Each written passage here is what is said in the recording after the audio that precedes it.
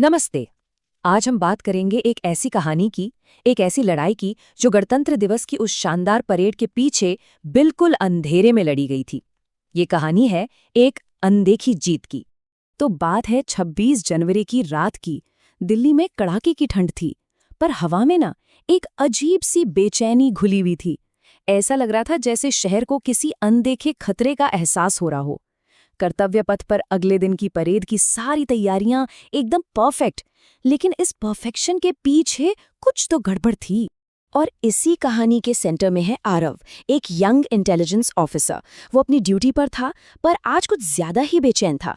और उसकी इस बेचैनी की वजह थी एक गुमनाम कॉल।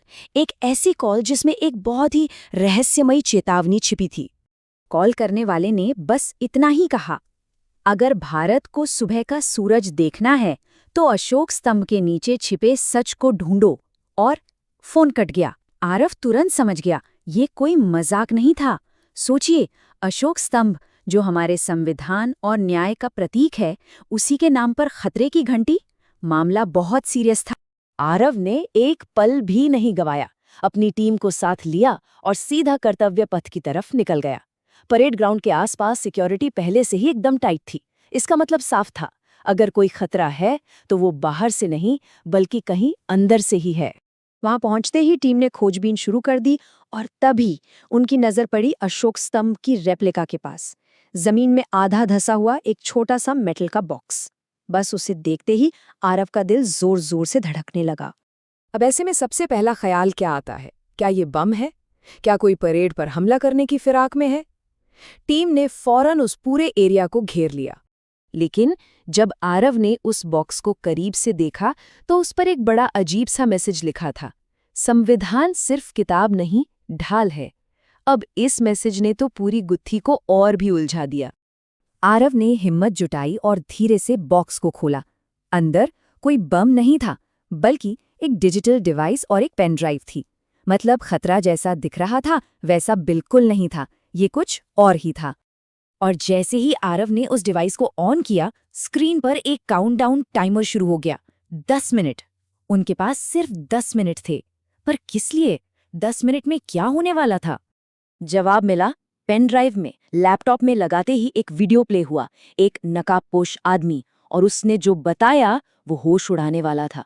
असली खतरा कोई बम नहीं, बल्कि एक बहुत बड़ा साइबर अटैक था। एक ऐसा हमला जो देश के पूरे सिक्योरिटी सिस्टम को ठप कर सकता था। आरव को अब पूरी पिक्चर क्लियर हो गई। ये कोई ट्रेडिशनल वॉर नहीं थी, ये एक डिजिटल वॉर थी। एक ऐसा साइबर हमला जो हमारे पावर ग्रिड, कम्युनिकेशन नेटवर्क और डिफेंस सिस्टम सबको एक साथ घुटनों पर ला सकता था। ये एक ऐसी लड़ाई थी जो दिखती नहीं, पर उतनी ही या शायद उससे भी ज्यादा खतरनाक हो सकती थी। उसने फौरन साइबर सेल को अलर्ट किया। टीम बिना एक सेकंड गंवाए काम पर लग गई। मिशन एकदम क्लियर था। नेटवर्क में घुसपैठ करने वाले फॉरेन सर्वर को ढूंढो, उसके अटैक कोड को क्रैक करो और उसे ब्लॉक करो, बस। और इधर वक्त रेत की तरह हाथ से फिसल रहा था। हर एक सेकंड की कीमत थी। पूरी टीम की नजरें स्क्रीन पर गड़ी थीं और उंगलियां कीबोर्ड पर ऐसे दौड़ रही थीं जैसे कोई रेस हो। देश की सुरक्षा अब इन्हीं लोगों के हाथों में थी। काउंटडाउन 3 मिनट पर आ गया, सिर्फ 3 मिनट। और ये कोई मामूली अटैक नहीं था, ये बहुत एडवांस्ड था। टीम को इसे रोकने के लिए अपनी पूरी जान लगानी पड़ रही थी। प्रेशर अपने पीक पर था। इसी हाई प्रेशर सिचुएशन के बीच आरव ने अपनी टीम का हौसला बढ़ाया। उसने कहा, आज संविधान की रक्षा हथियारों से नहीं, बुद्धि से होगी। ये एक ऐसी लड़ाई थी जहां हथियार काम नहीं आने वाले थे। यहां सबसे बड़ा हथियार था दिमाग। और देखते ही देखते टाइमर आ गया आखिरी 10 सेकंड पर। 10, 9, 8। साइबर टीम ने कोड को क्रैक कर लिया था। अब बस सर्वर को ब्लॉक करने का फाइनल स्टेप बाकी था। 5, 4, 3, 2, 1। सबने अपनी सांसें थाम ली थीं। क्या वो टाइम पर हमला रोक पाएंगे?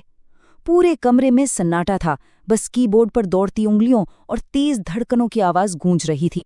और फिर जैसे ही टाइमर 0 पर आया, एक पल के लिए सब कुछ शांत हो गया। ये सन्नाटा उस अनदेखी लड़ाई के नतीजे का इंतजार कर रहा था। तभी स्क्रीन पर एक मैसेज चमका, भारत सुरक्षित है। बस उस एक लाइन ने रात भर की सारी मेहनत, सारे तनाव को एक शानदार जीत में बदल दिया। पूरी टीम ने गहरी राहत की सांस ली। लेकिन एक सवाल अभी भी हवा में था। वो नकाबपोश आदमी कौन था? क्या वो कोई गुमनाम हीरो था जो हिंसा के बजाय एक चेतावनी देकर देश को बचाना चाहता था? उसकी पहचान हमेशा के लिए एक राज बनकर रह गई। अगली सुबह जब कर्तव्य पथ पर परेड पूरी शानो शौकत और गर्व के साथ शुरू हुई, तो वहां मौजूद किसी को भी इस बात का जरा भी अंदाजा नहीं था कि कुछ घंटे पहले ही इसी जगह पर देश ने कितनी बड़ी और अनदेखी लड़ाई जीती थी। तिरंगे को शान से लहराते हुए देखकर आरव बस यही सोच रहा था।